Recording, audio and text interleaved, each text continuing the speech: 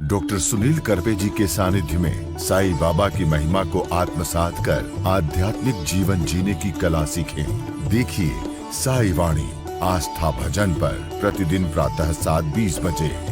आस्था पर प्रत्येक रविवार प्रातः 8:20 बजे। संपर्क सूत्र 9604050607।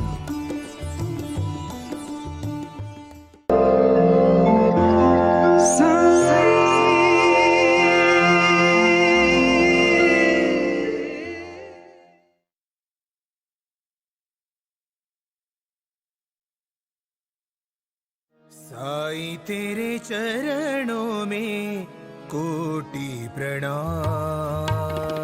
साईं तेरे चरणों में कोटि प्रणाम। साईं तेरे चरणों में कोटि प्रणाम। साईं तेरे चरणों में कोटि प्रणाम। शरण में ले लो साईं प्रभो। शरण में ले लो साईं प्रभो। शरण में ले लो साईं प्रभो। शरण में ले लो साईं प्रभो। नमस्कार, साई वाणी में आप सबका स्वागत। बहुत समय अच्छी तरह से जा रहा है और इतने सारे कार्य बाबा के आशीर्वाद से मार्गक्रमण कर रहे हैं और सबसे महत्वपूर्ण कार्य कर रहा हूं मैं 3 जुलाई 2023 गुरु पूर्णिमा के दिन साईं बाबा का आशीर्वाद लेके आपको जीवन में बदलाव लाने के लिए और अपने जीवन में क्रांति करने के लिए साई ध्यान को हम प्रारंभ करने जा रहे हैं। पूरे भारत से 3 दिन पहले मुझे फोन आया खंडवा से और कहा वहां के एक साई भक्त ने कि आप कब आ रहे हो हमारे यहाँ। मैं आपको वादा करता हूं, मैं उत्तर प्रदेश में, मध्य प्रदेश में, बिहार में, राजस्थान में, गुजरात में, दिल्ली में, बंगाल में, यहां तक कि जहां जहां लोग बुलाएंगे वहां आने वाला हूं। और आप सबको मुझे निमंत्रित, ये मत सोचिएगा कि आप बुलाएंगे और मैं आऊंगा। आप ये सोचिएगा, आप सिर्फ याद करिए मैं पहुंच जाऊंगा। ये बात है, मैं आप सबके लिए, जब मैंने 3 मई, शायद आपको बताया नहीं बट आज बताना चाहता हूं कि 3 मई मेरा जन्मदिन है और मैंने इस मेरे जीवन के अहम मेरे विचारों के साथ मैं साई वाणी को जब समर्पित मेरा जीवन किया और साईं बाबा ने मुझे एनलाइटमेंट में और आध्यात्मिक परिणति अनुभव मैंने लिया, तो उसके बाद मैंने जीवन में कुछ करने का ठाना और वो था मुझे आम जनता के जीवन में, सर्वसामान्य जनता के जीवन में बदलाव लाना। अन्न, चाहे वो अन्न, वस्त्र, निवारा, शिक्षा और आरोग्य, रोटी, कपड़ा, मकान, शिक्षा और आरोग्य के साथ मैंने मेरी साई वाणी कटिबद्ध की और उसी के माध्यम से शिक्षा का प्रसार करने के लिए साई गुरुकुलम आनंद वन नाम से जो सीनियर सिटीजन को रहने के लिए हमने जो अभी नए निवास स्थान हम बना रहे हैं, और ऐसे सभी कार्यों को हम जुड़ गए और लोग आते गए। कारवा मतलब मैं अकेला चला था। ये दृढ़ता के साथ 2017 में मैंने ये संकल्प लिया था कि मैं साई वाणी को प्रारंभ करूंगा। 2023 को मैंने शुरुआत की और आज यहाँ तक पहुँच गया हूँ कि हजारों करोड़ों लोग जुड़ रहे। पूरे भारत से मुझे 600 साढ़े 600 निमंत्रण है। हर जगह पे तो मैं एक ही समय में नहीं पहुँच पाऊंगा, लेकिन आऊँगा जरूर। आप सिर्फ हमें याद करिएगा। मेरे इसलिए कहना चाहता हूँ कि मैं शुरुआत महाराष्ट्र से कर रहा हूँ और पुणे के स्थित यहाँ के कोरेगांव पार्क के आश्रम से हमने प्रारंभ किया है। ये साई आंगन है, ये बाबा का आंगन है। इस आंगन में बहुत कुछ करने के लिए है और मैं मेरे जीवन 5 ही चीज़ों के लिए मैंने कटिबद्ध किया है। मैं पहले से ही कह चुका हूँ कि मैं जुड़ रहा हूँ आपके साथ। इस लोगों में धर्मगुरु तो आज दुनिया में बहुत है, लेकिन शिष्य बहुत कम है और मैं खुद बाबा का शिष्य हूँ। और शिष्य बनना बहुत बहुत मुश्किल वाली बात है। गुरु तो कोई भी बन सकता है। गुरु का आदेश आया तो आदेश देने का काम गुरु करता है, लेकिन शिष्य उस आदेश को अपने जीवन में परिवर्तित करने का काम करता है। इसलिए मैं हमेशा बाबा ने जो दिया हुआ रास्ता है, मैं बाबा का शिष्य हूँ और बाबा के आशीर्वाद से ही मैं जो भी कार्य करने जा रहा हूँ करने जा रहा हूँ। कुछ कर गुजरने के लिए मौसम नहीं मन चाहिए। मैं बहुत बार बोला, आपके मन में वो बात आई और आपने खुद अभी आगे बहुत सारे लोगों ने बोला होगा, संकल्प का साधन होता है। और जब अपना संकल्प होता है तब वो अपने को साध्य करने तक पहुंच लेता है। इसी बात को तो जीवन कहते हैं। कुछ कर गुजरने के लिए मौसम नहीं मन चाहिए, साधन तो जुट जाएंगे, संकल्प का धन चाहिए। कौन से साधन जो हमें चाहिए जीवन में जीने के लिए? बहुत बहुत आसानी से भगवान दे देते हैं, लेकिन हमारा लक्ष्य उस तरफ नहीं होता। मैं आज कहना चाहता हूँ भाई और बहनों, विचारधारा बहुत बड़ी है और इस विचारधारा के साथ मैं लोग जो बाहर की चीज़ों को देख रहे हैं उनको ना देखे कि अंदर की चीज़ों को देखे, और इसलिए साई ध्यान करें।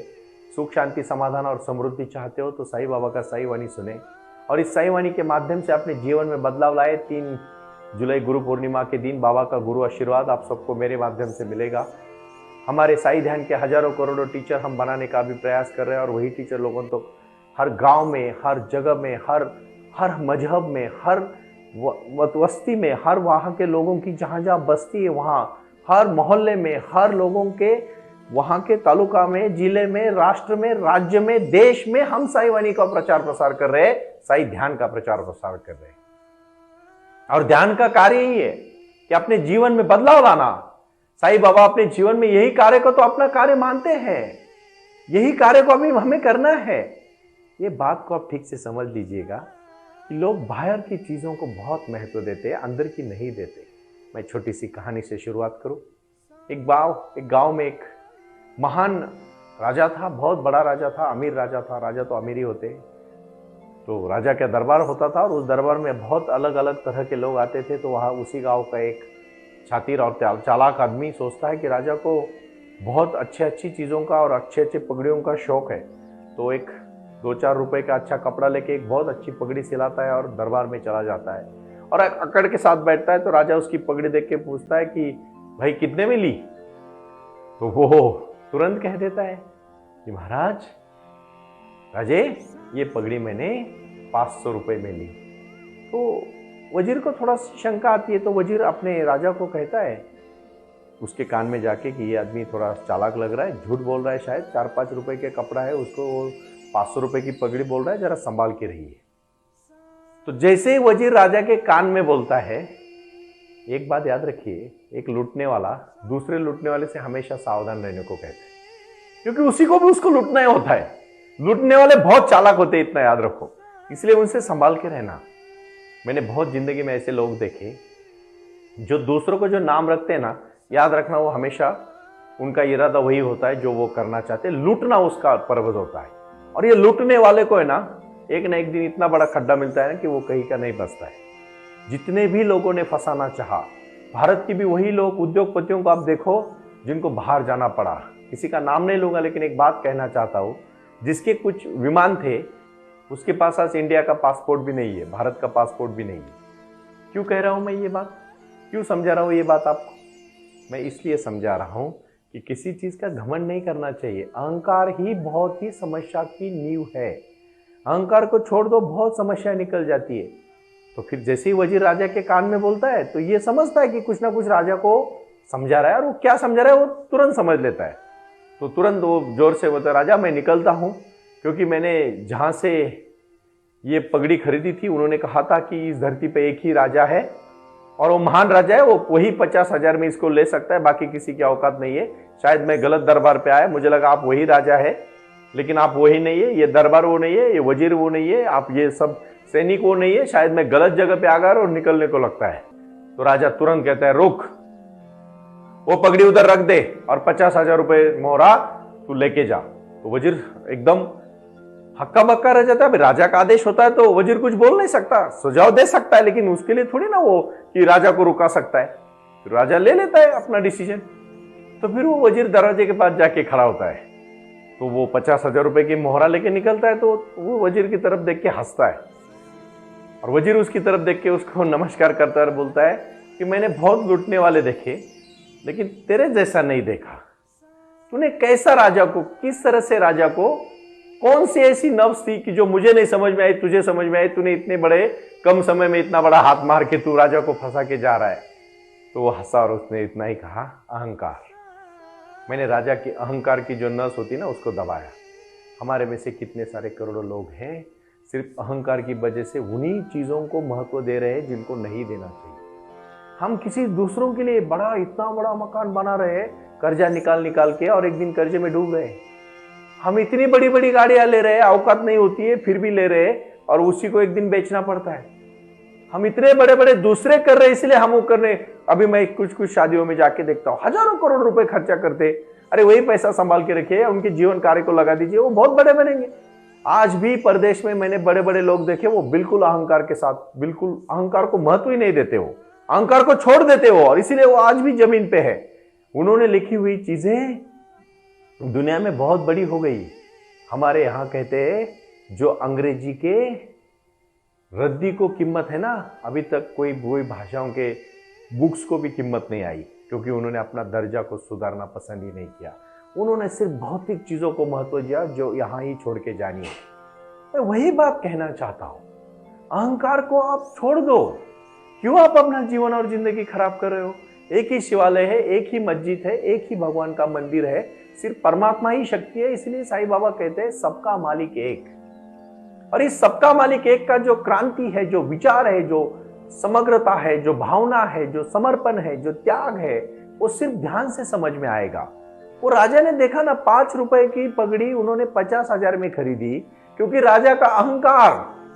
तो ये कहानी बहुत महत्वपूर्ण कहानी है, आप इस बात को समझो। क्योंकि वो जब इंसान 50,000 रुपए लेके निकल गया और वही एक गांव में जाके अपनी बूढ़ी पत्नी के साथ रह रहा था, कुछ सालों के बाद वहां से उस राजा का बेटा गुजरा था। देखो अहंकार कितना, पीढ़ियों तक अहंकार चलता है। मेरा बाप इतना बड़ा ना, मैं भी उतना बड़ा। फिर वो राजा तो कुछ दिनों के बाद मर चुका था, ये जो पगड़ी बेचने वाला था वो भी बूढ़ा हो चुका था। कहानियां मैं इसलिए कहता हूं कि उससे आप बोझ ले। और बहुत मुझे विश्वास हो रहा है कि साई वाणी को 3 मई से प्रारंभ किया, और आज ये आप 1 जुलाई का एपिसोड सुन रहे हो, और कल 2 जुलाई है, परसों 3 जुलाई होगी। परसों 3 जुलाई गुरु पूर्णिमा के दिन हम साई वाणी को नए दौर पर लेके आ रहे हैं। साई बाबा की अमूल्य मूर्ति की जो स्थापना हमने देऊलगांव गाड़ा में की है, उस गांव में साई बाबा की इतनी बड़ी मूर्ति और वहां का जो परिसर है पूरा साईमय परिसर बन चुका है, वहीं से प्रारंभ होगा। भारत के जितने भी साई मंदिर है वहां जाके मैं बहुत सारी जगह पे अभी साई वाणी का प्रारंभ कर चुका हूं। हजारों करोड़ों लोग मुझे बुला रहे हैं और मैं उनके साथ जाके उनको साई ध्यान करवाने जा रहा हूं। अपने जीवन में बदलाव लाना पड़ेगा, अभी रुकना नहीं पड़ेगा। अपने जीवन में बदलाव लाना, यही हमारा जीवन का लक्ष्य है, और इस लक्ष्य के लिए हम कार्य करने के लिए निकल पड़े हैं। आपको भी हमारे साथ आना है, क्योंकि ये साई की पालकी है, साई की क्रांति है, जीवन की क्रांति है। जिन्हीं लोगों में जीवन में कुछ करना नहीं है वो मेरे साथ आए और मेरे साथ काम शुरू करे। बहुत कुछ है करने लायक, बहुत कुछ है करने की तमन्ना होनी चाहिए, इच्छा होनी चाहिए, मनीषा होनी चाहिए, और अपने अंदर की आवाज को आपको सुनना चाहिए। और इसलिए फिर वो जब राजा का बेटा राजा हो जाता है और वो एक उसको शिकार करने की आदत होती है, तो एक दिन रात वो जंगल में भटक जाता है। तो रात हो जाती है तो सोचता है किसी झोपड़े में रहूं, कल सुबह होते ही निकल जाऊंगा फिर राज्य में। तो फिर एक झोपड़ी में चला जाता है और उसको उस झोपड़ी के बाद जाके बोलता है कि मुझे थोड़े अंडे और दूध मिलेगा। तो वो किसान, गरीब किसान देखता है, और ये तो राजा का बेटा ही होता है, राजा ही होता है वो। उसके घोड़े से, उसके कपड़ों से पता चलता है कि बड़ा आदमी है, राजा है। तो बोलता है जरूर मिलेगा। फिर उसको 2 अंडे और थोड़ा दूध दिया जाता है। और फिर राजा घमंड में पूछता है, घमंड दूसरी बात होती है, ईगो, बड़ी बात ईगो, ये कितने हुए इस अंडे के? तो वो गरीब आदमी कहता है 100 रुपए। तो राजा कहता है here other eggs is rare. तो बूढ़ा इंसान हंस के कहता है no, eggs is not rare but king is rare. और फिर उसको वो राजा 100 रुपए निकाल के उसको दे देता है। तो उसकी बूढ़ी औरत उसको पूछती है कि आपने ऐसे कैसे उससे 100 रुपए लिए? तो वो राजा कहता है जो मैंने पहली कहानी बताई ना, उसी राजा का ये बेटा है। आज भी उन चीजों की उतनी अहमियत नहीं होती, और उस चीज के लिए हम हजारों करोड़ रुपए खर्च करते हैं। अरे इतना सुंदर शरीर दिया है, कितने लोग उस शरीर की, अपने शरीर का ख्याल करते हैं? कितने लोग करते हैं? मैंने संकल्प लिया है 23 नवंबर, मैं आज साई वाणी की इस व्यासपीठ पर ऐलान कर रहा हूं कि मैं 23 नवंबर 2023 तक खुद में इतना बदलाव लाना चाहता हूं कि फुल माइंड बॉडी ट्रांसफॉर्मेशन करना चाहता हूं। और मुझे आपके साथ चलना है, मैं खुद करूंगा, आपको भी करना है। Fitness is a very important part in life. और उस फिटनेस पार्ट के लिए मैंने 1 महीने से प्रयास शुरू किया है। मुझे अभी आपको चैलेंज करना है, आपको भी अपने शरीर में बदलाव लाना है, फिट होना है आपको, क्योंकि यही संपत्ति आपकी सच्ची संपत्ति है। किसी बाहर की संपत्ति की तरफ मत देखना, वो आप ऊपर लेके जाने वाले नहीं हो। लेकिन जहां तक धरती पर हो, खुशी से रहो। हजारों करोड़ों लोग मैंने देखे, अरबों खरबों रुपए उनके पास है, लेकिन सेहत नहीं है, उनकी तंदुरुस्ती नहीं है। क्या फायदा? आप अगर फिट नहीं होगे तो क्या फायदा? अभी अभी मूर्ति का काम चल रहा था, मैं वहां पहुंचा तो मेरे वहां के मित्र जो है विवेक, उन्होंने कहा सर आप ऊपर चढ़िए। मैं जब चढ़ने लगा तो मुझे महसूस हुआ कि मुझे थोड़ा सा, मैं कांप रहा हूं। तो मैंने उसी समय ठान लिया कि फिटनेस के ऊपर अभी मैं खुद ही ध्यान देना शुरू कर रहा हूं।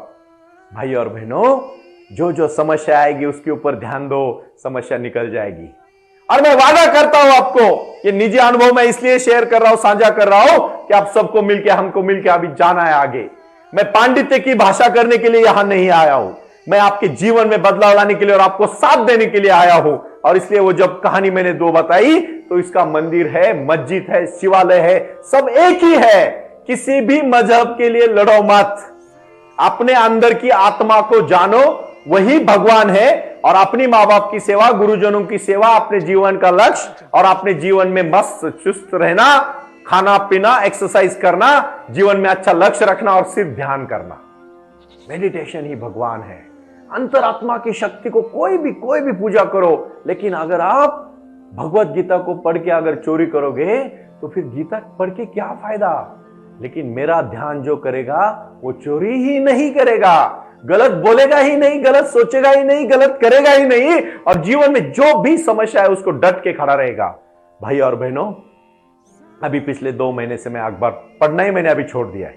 मैं सिर्फ इंग्लिश टाइटल कुछ पढ़ लेता हूं और हिंदी की कुछ अच्छी किताबें पढ़ लेता हूं, और मैं कुछ अभी न्यूज जो है बहुत इंपॉर्टेंट देश और अंतरराष्ट्रीय तौर पे न्यूज पढ़ रहा हूं। अरे आप खुद तो सुसाइड कर रहे हो, पूरे परिवार को मार रहे हो। किसी के साथ थोड़ा झगड़ा हुआ, कोई लड़की लड़के को मार रही है, लड़का लड़की को मार के फेंक रहा है, क्या फायदा? आप इतना जीवन को आसान समझते हो। जो हॉस्पिटल में एक एक जन के लिए जी रहा है ना, उसको पूछो जिंदगी का महत्व क्या है। जिसको पैर निकालना पड़ता है ना गैंग्रीन के कारण, उसको पूछो पैर का महत्व क्या है। और जो मरने को पहुंचा है ना, उसको पूछो एक एक मिनट की वैल्यू क्या है। आप क्यों समय को और जिंदगी को बर्बाद कर रहे हो? क्यों गुस्से में आके दूसरों को मार रहे हो? एक आदमी जब कोई गलत काम करता है, पूरे परिवार को भुगतना नहीं, उसी को और उसी के 7 पीढ़ियों को भुगतना पड़ता है, याद रखना। क्योंकि आप दूसरों को मार के आप कभी खुश नहीं हो सकते, और आप खुद जिंदगी को खत्म मत करो। आज साई वाणी का संदेशा है, अपने जीवन में अपने कार्य के साथ जुड़ो। कोई भी समस्या है, डट के खड़े रहो, किसी भी समस्या से डरो मत। और याद रखना भाई और बहनों, किसी को मारने का नहीं, बल्कि उसको मदद करने का सोचो। अरे वो प्यार दोगे ना, प्यार मिलेगा, लेकिन आप जब गुस्सा करोगे ना तो और गुस्सा मिलेगा। ये जीवन की रीत है, जो आप बोओगे वही आप पाओगे। इसीलिए मैं कहना चाहता हूं, साई वाणी का ये आज का जो बहुत महत्वपूर्ण विषय है वो है, सबसे पहला मेरा आज का संदेशा है कि अहंकार को छोड़ो, अहंकार में आपकी बर्बादी है। दूसरा मेरा संदेशा है कि खुद के जीवन में ध्यान धारणा के ऊपर जीवन जियो, जीवन बहुत सुंदर है। और तीसरा है, नफरत से नफरत बढ़ती है, इसीलिए नफरत को प्यार में बांट लो और उसमें प्यार करके उसको ट्रांसफॉर्मेशन करो और अपने जीवन में बदलाव लाओ। यही आज का संदेश है। प्रणाम।